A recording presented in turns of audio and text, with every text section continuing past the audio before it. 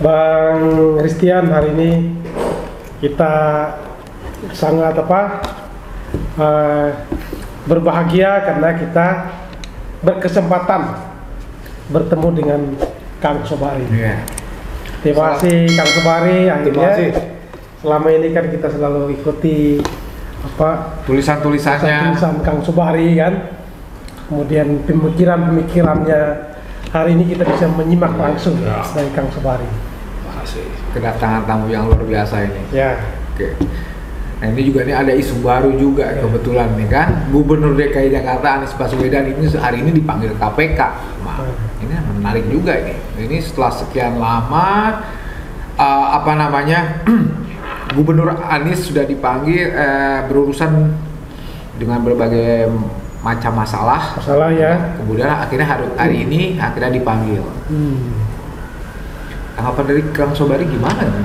Baru pertama kali ini ya. Selama ini selalu diramaikan, seolah-olah disalah-salahkan, tetapi tidak ada kejelasan. Betul. Hari ini semacam ada babak pertama, gitu ya. Babak pertama ini. Setelah Novel Baswedan dan kawan-kawan sudah tidak ada di KPK lagi. Secara kebetulan. Secara kebetulan. Ya. Atau memang ada kaitan. Nah ini Kang Sobari insight punya informasi yang bisa kita dapatkan ya dari Kang Sobari. Asal dipanggil itu bukan untuk makan bersama. Iya. Seperti dengan 7 fraksi di DPR ya. Asal dipanggil itu ya fungsional. Aparat penegak hukum memanggil orang yang diperlukan keterangannya. Jadi dipanggil dalam pengertian ini ya bisa bikin meriang lah kira-kira Anies baru dipanggil untuk didengar keterangannya menyangkut begitu banyak persoalan yang merupakan penyimpangan di bidang keuangan dalam proyek yang penanggung jawabnya Anies. Ya pasti meriang. Apalagi kalau sesudah ini masih diminta lagi keterangannya, masih belum lengkap. Sampai beberapa kali masih belum lengkap, makin meriang saya kira. Meriang ketakutan apa meriang kedinginan ya? Iya. Campur aduk itu. Meriang kedinginan, tapi dingin itu lahir karena kecemasan. Dan saya kira panggilan pada hari ini adalah simbol dari suara yang memang diharapkan oleh seluruh masyarakat barangkali Indonesia. Tapi kalau tidak, setidaknya masyarakat Jakarta atau setidaknya masyarakat politik Jakarta. Barangkali ada juga orang yang nggak tahu menau, orang yang nggak mengharapkan apa-apa. Tapi masyarakat politik sudah sangat lama mengharap supaya dipanggil karena begitu banyak persoalan yang harus dijelaskan. Dan termasuk hak interpelasi yang tidak dipenuhi itu. Barangkali nanti akan datang ke arah ini juga, KPK barangkali mengendus sesuatu yang lain yang membuat gubernur itu layak untuk dipanggil kembali. Jadi itu akan menambah kelegaan kita masyarakat politik setidaknya di Jakarta akan lega bahwa KPK sebagai mandat reformasi. Jangan salah, KPK itu produk yang dikeluarkan di masa reformasi dan produk itu dianggap paling strategis karena reformasi ini menegakkan tata aturan pemerintahan yang korup, khususnya korup sepanjang masa yang kurang lebih 32 tahun zaman Orde Baru. Di situ korupsi tidak pernah disinggung, korupsi tidak pernah apa, karena ada macam-macam mekanisme. Nah, ketika rakyat berbicara dan ketika rakyat bersuara mereformasi tata pemerintahan, maka KPK ini dimunculkan sebagai salah satu jawaban paling strategis bahwa di kemudian hari KPK membuat sebagian orang kecewa, ada yang mengutuk, ada yang jengkel, dan sebagainya. Jawaban saya itu selalu ya jangan dihancurin karena ini mandat reformasi. Tapi kalau di dalamnya itu terlalu banyak perilaku menyimpang, terlalu banyak agenda politik yang kita tidak pernah tahu, tidak pernah ada yang transparan, tetapi tanda-tanda bahwa ada sesuatu yang namanya agenda itu baunya menyengat, bau sekali. Tapi ketika bau itu dicari mana sumbernya, itu kita kesukaran. Kita kesukaran. Nah, sekarang ini kita tidak tahu apakah sebabnya, maka ada nyali KPK, ada keberanian, meskipun telat. Ya. KPK yang ini pun sebenarnya telat. Yang ini bukan yang lewat-lewat. Yang ini pun telat, sangat telat, karena sudah adalah orang-orang yang dianggap terbukti melakukan suatu tindak penyimpangan, dan apakah sudah ada hukuman atau belum kepada mereka, sudah diadili toh? Nah, kalau sudah, mengapa sumber ini baru akan ditanya? Lu berani-berani amat menjatuhkan hukuman kalau informasinya belum jelas. Nah, sehingga orang kan bertanya, apakah selama ini KPK tidak berani memanggil Itu Anies Baswedan itu. kalau ada data dan informasi yang ada di KPK? Mengapa? Nah, ini dugaan-dugaan kayak gitu memang ada di KPK tidak berani, ya? Ada di benak masyarakat. Ini kenapa baru sekarang? Ada apa gitu? Lalu kemudian tadi Anies Baswedan hadir dengan gagah berani sambil mengacukan jempol, kemudian melambaikan tangan tanpa dengan gagah datang untuk membantu negara katanya. Udah bilang membantu negara ya? Untuk membantu KPK memberikan apa yang dibutuhkan oleh penyidik. Walaupun memang kalau orang yang datang ke KPK juga belum bisa dianggap dia bersalah. Belum tentu. Ya, karena bisa jadi dia hanya memang memberikan keterangan. Yang penting untuk memperjelas kasusnya seperti apa. Tapi gestur tubuh seperti ini simbolik apa yang ingin disampaikan? Mungkin cemas juga. Siapa sih datang ke pusat otoritas hukum yang tidak ada gurau? Di situ tidak ada gurau, melihat pasal dengan tajam. Kalau pasal itu ternyata kok ada nyerempet ini, nggak ada gurau di situ. Ya, siapa yang bisa ketawa dengan sepenuh hati, ketawa murni? Nggak ada. Kalau senyum ya itu senyum kehancuran atau sejenis itulah. Kayak Pampers atau siapa tuh yang nyanyi? Pampers ya. Dan senyum kehancuran. The Mercies kalau nggak salah itu. Mercies itu ya. Charles bukan itu? Iya, Charles Tagalog kalau nggak salah. Dan senyum kehancuran. Tidak semua senyum itu kemurnian, rasa bangga. Ada senyum yang diliputi kecemasan. Kalau dia cemas makin mendalam, berarti ada sesuatu yang dicemaskan. Kalau memang nggak ada, ya ngapain cemas? Kalau memang nggak ada masalah, ya nggak usah cemas. Pun tidak usah begini-begini mau membela negara sebagainya lah. Ini cuma menegakkan aturan yang berada di sekitar wilayah kekuasaan dia, nggak usah dibesar-besarin ke negara lah. Ya, saya kira begitu. Nah, kembali ke apakah KPK selama ini tidak berani? Oh, pertanyaannya apakah ini tidak berani? Ini pertanyaan yang lumrah sudah beredar di masyarakat.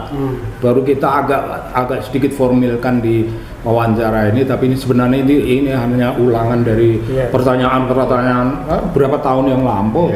Sejak urusan buku di Frankfurt Book Fair, itu sudah diisukan tentang sesuatu yang menyimpang, tentang sesuatu jumlah uang yang missing in action gitu.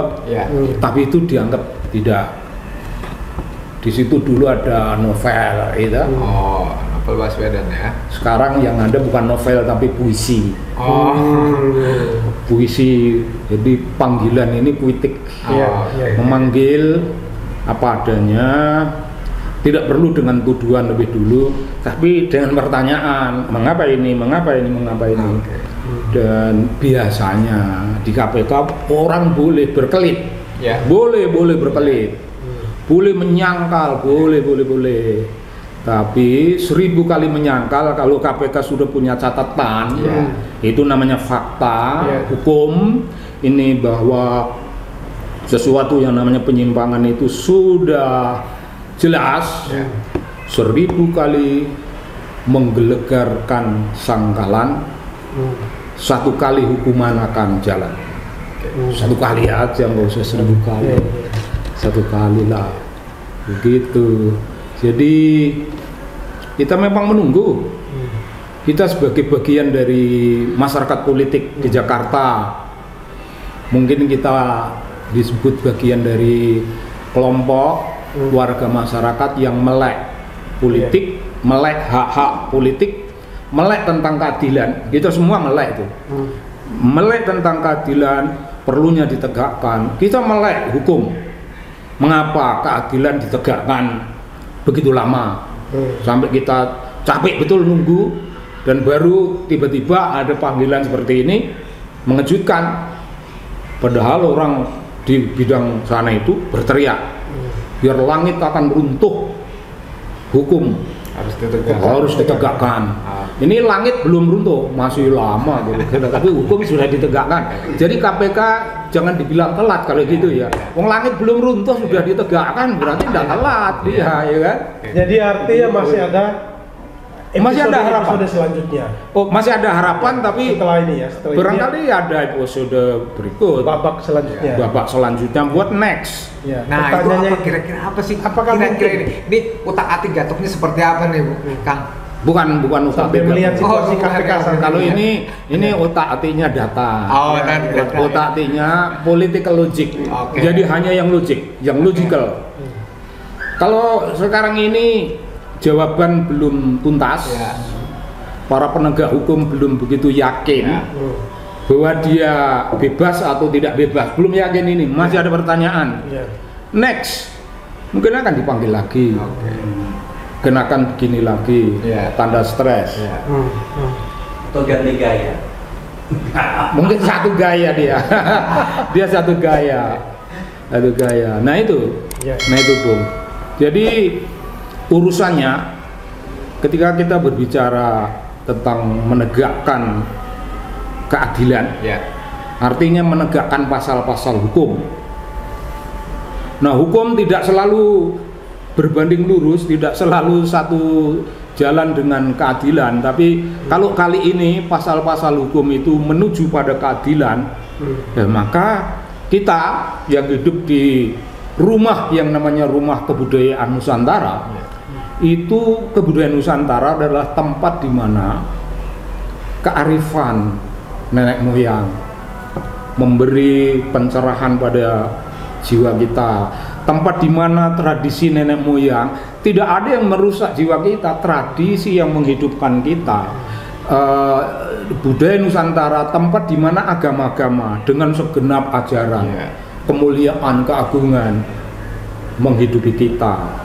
Jadi di tempat di mana rumah kebudayaan Nusantara ini kita berbicara, kita akan senantiasa pro kepada keadilan, pro justisia, pro keadilan, pro kemanusiaan, dan setipis apapun kemungkinan yang terjadi dalam persoalan ini, kita menunggu, termasuk menunggu dengan rasa lega bahwa gubernur tidak terlibat. Legalah kita. Kalau gubernur tidak terlibat, artinya gubernur itu bagian dari suri teladan yang kita junjung tinggi. Gubernur tidak boleh terlibat. Yang penting ada kepastian. Yang penting ada kepastian hukum. Terlibat atau tidak. Itu harus jelas. Jadi kepastian hukum ini bahasa belak-belakan, bahasa transparan, terbuka. Saya tidak menuntut orang harus salah, saya tidak menuntut orang harus tidak salah, saya tidak peduli salah dan tidak salah. Yang penting hukum itu berkata jelas, dan penegak hukum juga tidak perlu memaksa-maksa orang yang tidak salah disalah-salahkan. Betul. Penegak hukum harus Objektif ya. objektif karena hukum adalah instrumen langit yang paling keras, instrumen langit yang paling tegas. Itu kalau kita ngomong berbicara, kita menelusur dengan menggunakan rohani nenek moyang kita. Rohani itu ada dalam tradisi, rohani itu ada dalam mitologi, rohani itu ada dalam kearifan. Tetapi kalau kita mau bicara yang lain, bahwa hukum itu tangan Tuhan. Jadi tangan Tuhan tidak bisa dibelokkan. Beda sama Maradona. Itu dia. Maradona nendang, tendangannya meleset, lalu disodok dengan tangan, disorot seluruh televisi, bukti ada dan seluruh penonton bicara, kau you use your hand. No, not my hand, it probably God's hand. Tangan Tuhan, kata dia. Tapi di sini tidak boleh. Tidak boleh ada. Dalam hal ini tidak boleh main-main dengan tangan Tuhan. Ini berbicara tentang tegaknya kearifan nenek moyang, mencakup kearifan nenek moyang itu kalau kita ringkas oleh orang-orang yang mempelajari aneka macam tradisi, aneka macam mitologi, aneka macam sastra, itu bagian dari apa yang namanya karakter bangsa. Karakter bangsa. Kalau kita dari Rumah Nusantara ini bisa memberikan sumbangan besar kepada diskursus politik dan kebudayaan di tanah air, kita menyumbang apa sumbangan kita? Karakter bangsa. Warna karakter itu jelas, bukan marah, bukan juga tidak marah, bukan menyalahkan, bukan pula berbuat yang lain. Tidak perlu menyalahkan, biarlah hukum itu tegak, bukanlah keadilan berjalan dengan yang namanya karakter. Para penegak hukum itu orang-orang yang kita harap menampilkan karakter yang sangat jelas. Jangan menyimpang, jangan memperkosa orang, jangan memperkosa kebenaran pula. Jadi kita akan menjadi saksi tegaknya karakter bangsa. Gue kira keren lah kali ini. Terima kasih Kang Sobari sudah berkenan mampir di Rumah Kebudayaan Nusantara, ngopi bersama. Mudah-mudahan ini menjadi ngopi-ngopi mencerahkan, yang mencerahkan ya. Dan kita akan berbincang lagi di sesi yang berikutnya di waktu yang akan datang.